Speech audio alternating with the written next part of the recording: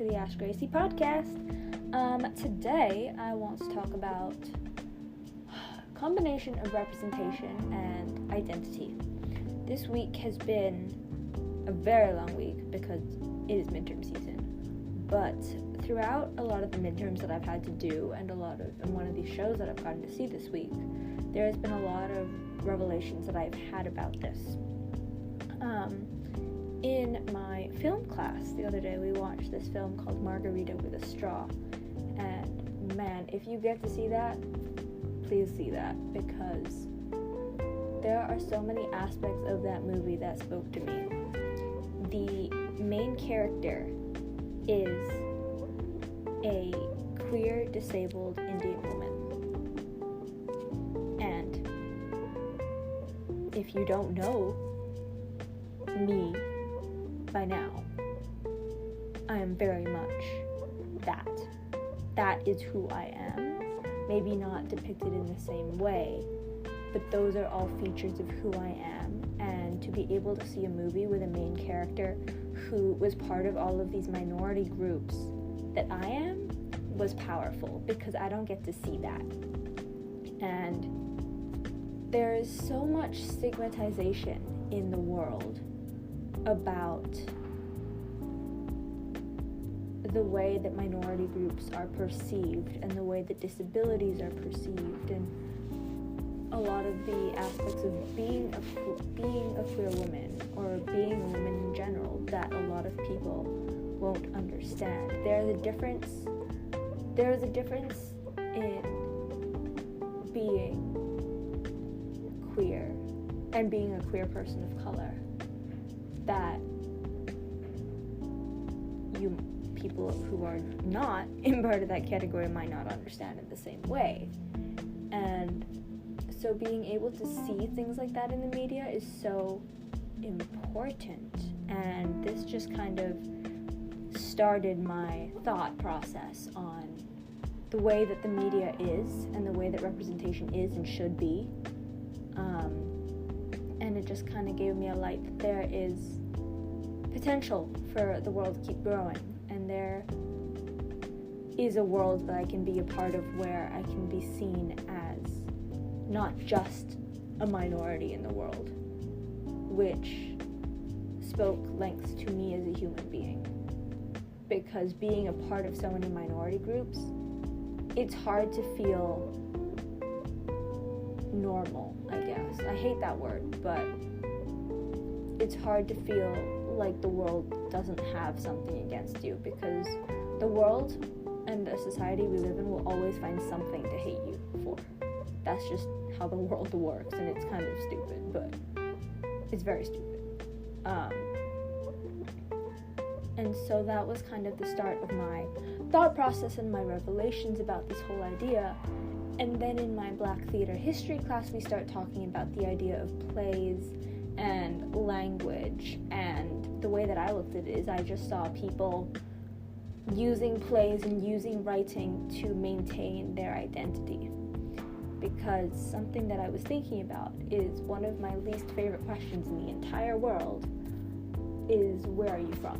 Because if you know me, it's a very complicated answer, and every time I give my answer, there are too many questions, and I don't like to deal with it. Because I'm not just from one place, and my identity is complicated.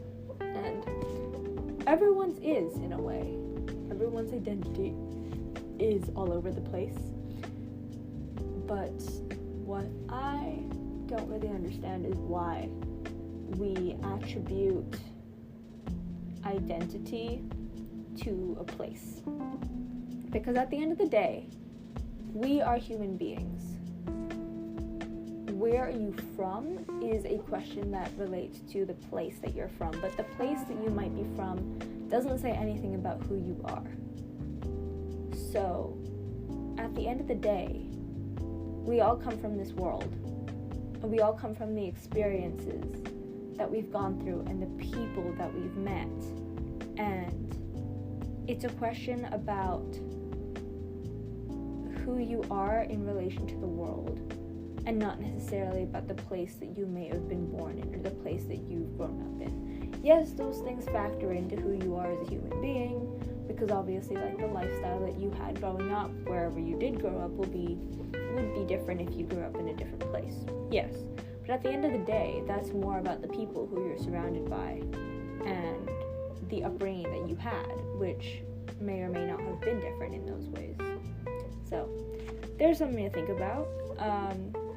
And now, just kind of the main portion of what I want to talk about, because I saw this show on Friday night, and I cannot get over it, because it's one of the most incredible things I've ever seen. And as a theater major, that's saying a lot. The Geffen Playhouse just put on a production of The First Deep Breath, which, if you have 4 hours of your time to spare, please go see it, because it seriously made me feel things and made me feel seen and understood. And like I said earlier, I don't feel that way often, because I am a queer, person of color, female, mentally disabled, all those fun things. And obviously those things don't make up who I am, because I'm more than all of those things. But when it comes to seeing myself in the media, if I don't see people with those features, I don't really see myself. And this whole idea of this show, The First Deep Breath, is figuring out who you are and being able to breathe and come to terms with being who you are, regardless of everything the world may have against you. Because the world will find something to have against you, because that is the way the world works. And it is this whole concept of one of the characters talking about what it means to be a woman and what it means to know that there are people in this world who abuse that, and the idea of having things that are thought about, like all of the safety restrictions that are put on women and women are expected to follow, that others just may not ever think about. And there's also this idea of being gay and a person of color. This is based on a black family, and the main character is too scared to stand up to his own family and tell them that he's gay. And that ends up basically ruining his life because of other circumstances. I'm not going to spoil the show. And all of these different little intricate things about the way that the story is played and the way that identity is shown in this show was just incredible. And being able to see a character really feel the heaviness of the world to the point where understanding their mental illness was evident, and you could see why they felt the way they did, that spoke lengths to me. I don't know, I don't talk about it a lot, but a lot of you know that there are mental health things that I deal with, and so because I got to see someone go through similar things that I have and portray it in a way that shows people who don't deal with these things what it feels like, almost. Because throughout the depiction of mental illness and mental health, the character was talking through different elements of how heavy the world is and how heavy the world can be. And that was powerful, in the hopes that, my hope at least, is that for people who see this show, is to get a better understanding of these characters, and maybe even a better understanding of me through seeing this show. And that is powerful, because there is power in representation, and there is power in seeing yourself in the media, because that doesn't always happen very often. And so it's always a good idea to ask the people around you if they see themselves in the media. Do they feel seen? Do they feel understood? Because a lot of the time they'll say no. And if you want to understand the people around you better,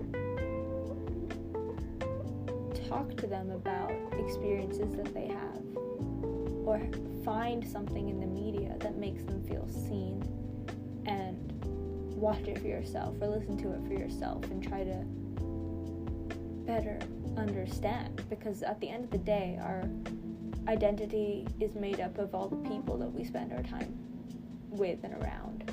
That's just how the world kind of works, because we are constantly influenced by the people who are around us and the people we spend all our time with. And if we don't understand them, how are we supposed to form relationships with them and build on their identities, but also our own? So this week is a lot of food for thought, things that I've kind of been thinking about a lot this week through all my assignments and this show that I still cannot stop talking about. But on that note, I hope you all have a restful long weekend. And as always, don't forget, you are amazing, you are loved, and I absolutely thank you for being here.